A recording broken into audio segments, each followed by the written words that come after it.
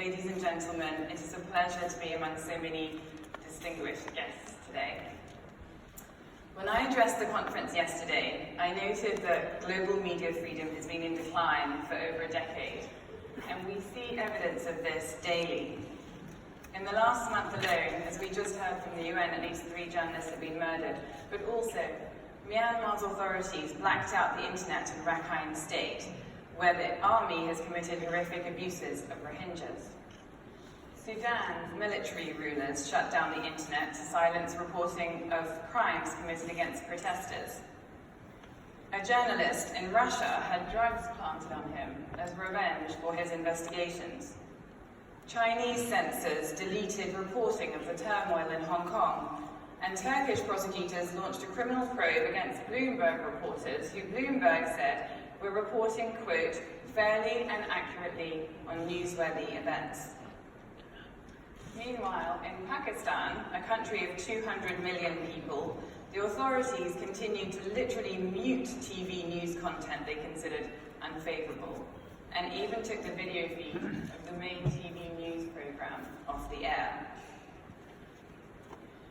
I spoke yesterday of one of my clients, Maria Ressa, a brave journalist and former bureau chief for CNN from the Philippines. She dared to criticize the actions of her president, and as a result, has been the victim of every kind of government-sponsored harassment and persecution. She is attacked by online trolls who insult and threaten her in the vilest terms. The authorities tried to revoke the operating license of her news site, Rappler, and they have applied laws retroactively to criminalize her work. And the Justice Department in her country has now launched a succession of cases against her that threaten to bankrupt her and expose her to a maximum sentence of 63 years in prison. The current media crisis involves both the silencing of truth and the amplification of misinformation to levels we have never seen before. I believe that the way that the world responds to this crisis will define our generation and determine whether democracy can survive.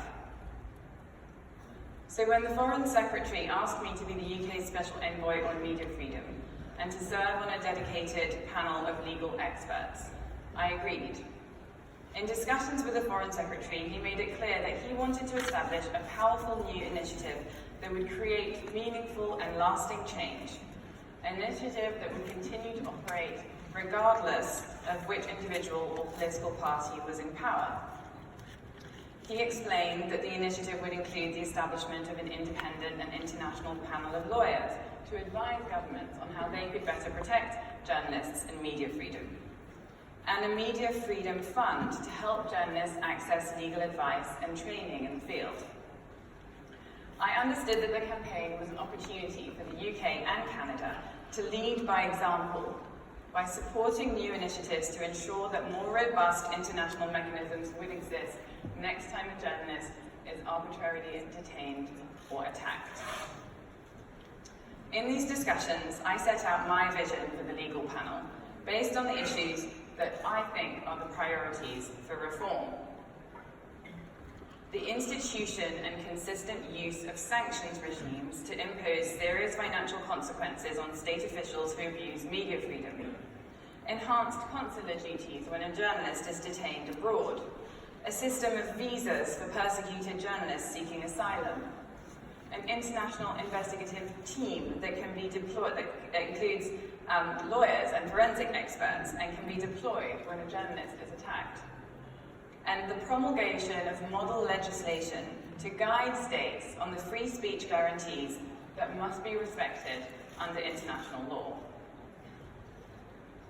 The legal panel will consider these issues and publish reports about what it believes can be done to better protect journalists and media freedom around the world. I am proud to say that the chairman of the panel is Lord Neuberger, the former president of this country's Supreme Court, and he has asked me to serve as his deputy chair. Together, we have sought to identify the leading international experts on media freedom from around the world, from a diverse group of legal backgrounds: judges, defense lawyers, academics, constitutional law experts, media specialists, and leading human rights practitioners. The panel includes a former Vice President of the European Court of Human Rights, a United States Federal Appeals Court judge, a former Constitutional Court judge from Colombia, the former Attorney General of Canada, leading barristers from the UK, academics from the US and Korea, and lawyers who are at the forefront of advocacy to promote media freedom around the world, including in Russia, India, Pakistan, Uganda, South Africa, and the Middle East. Today, although 173 states have ratified the United Nations Treaty, the International Covenant on Civil and Political Rights, that guarantees freedom of speech, many countries still have laws that allow the muzzling of journalists.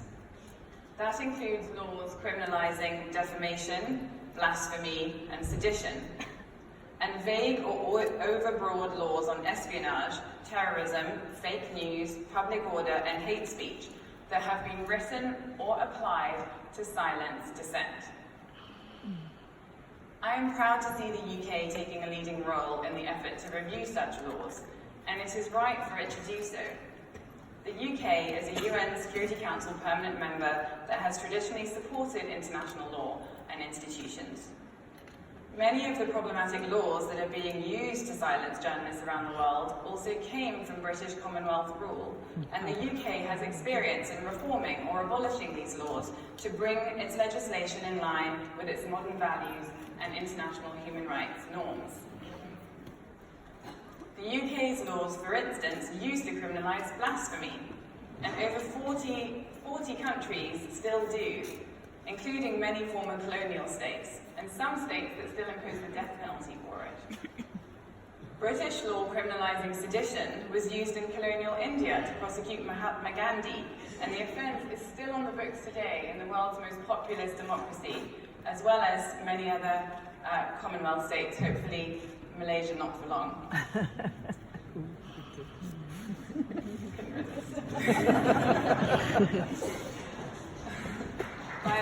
By the time the UK officially repealed such laws, just over 10 years ago, they had long ceased to be used in British courts.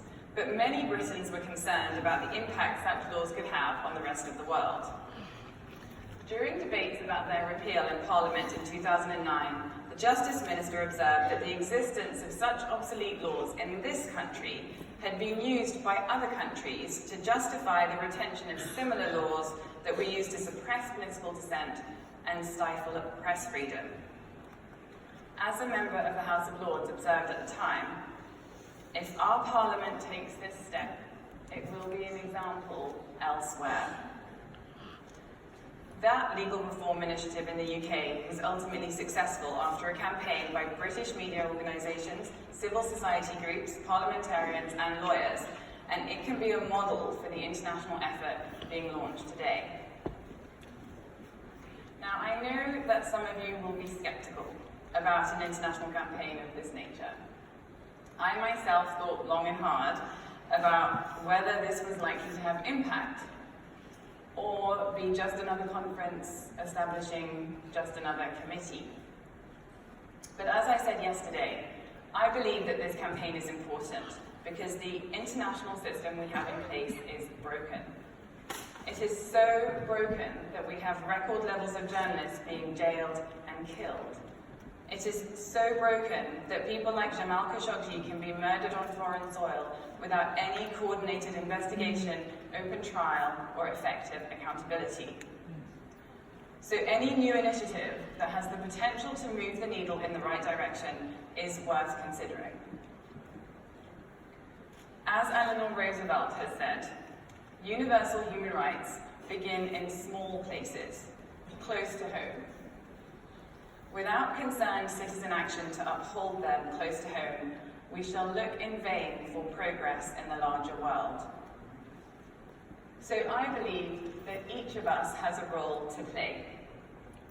I believe it is the responsibility of journalists to do their job by engaging in fact-based reporting that values accuracy over speed or clicks.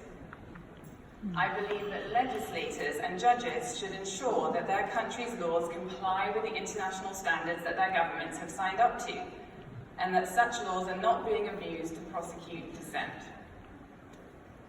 I believe that governments that respect press freedom should stand up to those that don't, by imposing real-world consequences on officials who abuse human rights.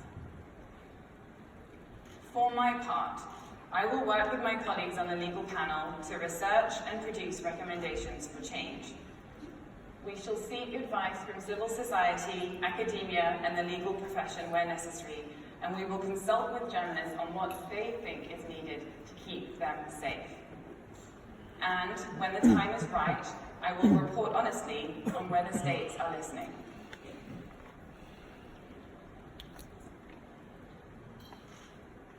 The world is upside down when those who commit the worst abuses are free, while those who report on them are not.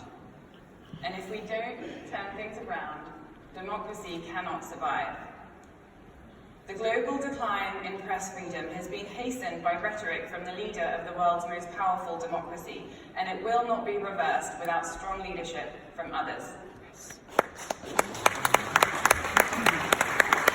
So, I thank the governments of the UK and Canada for bringing us together today. I celebrate the opportunity that this gathering represents, and I hope that we will look back on this day as the beginning of an era of change.